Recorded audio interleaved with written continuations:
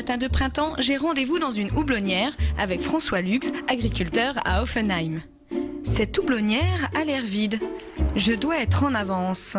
Le houblon est une culture pérenne qui repousse chaque année le long de ses grands tuteurs. La récolte a lieu au mois de septembre. Que font alors ces chasseurs de trésors en plein mois de mars ?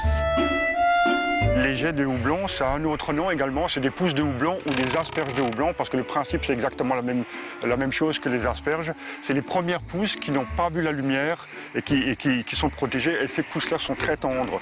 Et une fois qu'elles voient la lumière, elles se colorent et elles deviennent amères et pas comestibles. C'est uniquement les pousses blanches qui sont comestibles. Donc ça c'est une pousse qui a déjà vu la lumière et qui commence à faire ses feuilles, et qui va donner la liane qui va s'allonger et qui peut pousser très très rapidement, c'est-à-dire au mois de mai, quand il y a les périodes favorables, ça peut pousser jusqu'à 25 cm par jour. Ce trésor oublié, premier produit frais de l'année, est originaire de Belgique. Les jets de houblon, ou truffes du Nord, comme la nomment les Flamands, pointent le bout de leur nez lorsqu'arrivent les beaux jours. Le bon moment, c'est quand la pousse doit être assez longue et elle ne doit pas encore avoir vu la lumière. Alors on l'arrache assez bas et on ne récupère que la partie haute, parce que la partie basse est déjà ligneuse. Et pour le savoir, on la penche délicatement et à un moment donné, il y a un point de rupture quelque part.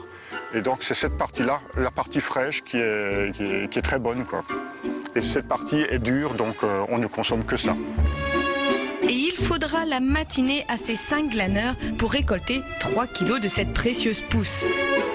La période des jets de houblon commence vers le 20 mars et se termine dans les premiers jours d'avril. Mais la récolte n'est pas quotidienne. Côté cuisine, c'est au Cerf à Marlenheim que Michel Husser, chef cuisinier, valorise ce produit fragile et délicieux à la fois.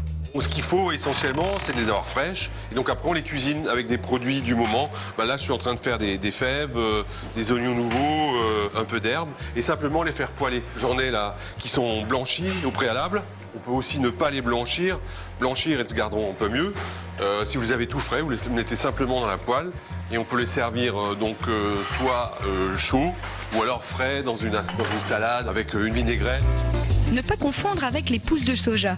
Les jets de houblon ont leur propre caractère et un goût qui rappelle l'Alsace, mélange d'asperges et de houblon. On reconnaît déjà la bière, enfin la bière, le houblon, pardon. Le goût du houblon, donc c'est parfumé, c'est un petit peu amer, c'est très intéressant à travailler. Et c'est pour ça qu'il faut aussi ne pas trop compliquer, il ne faut pas rajouter trop d'eau de goût parce que sinon vous allez dénaturer le produit. Donc ça se marie bien avec des œufs par exemple. Et on fait une omelette avec des jets de houblon, c'est formidable. Il faut essayer de toute façon de toujours marier les produits et du terroir et de saison, c'est important. Aujourd'hui au menu, c'est ravioli ouvert avec sa fricassée de jets de houblon et sa bâillon à la gueuse Cantillon. Bon appétit! Pendant que Paul, lui, s'entraîne pour les Jeux Olympiques. Chers amis du terroir, bonjour. Eh bien oui, voilà, je m'entraîne au jet de houblon parce que nous avons bientôt une compétition internationale. Mais une compétition internationale qui n'est réunie que 2 pays, la France et la Belgique. Et d'ailleurs, l'équipe de France est entièrement composée d'une équipe alsacienne, Lux, Husser et moi-même, votre serviteur. Et j'espère qu'on va gagner.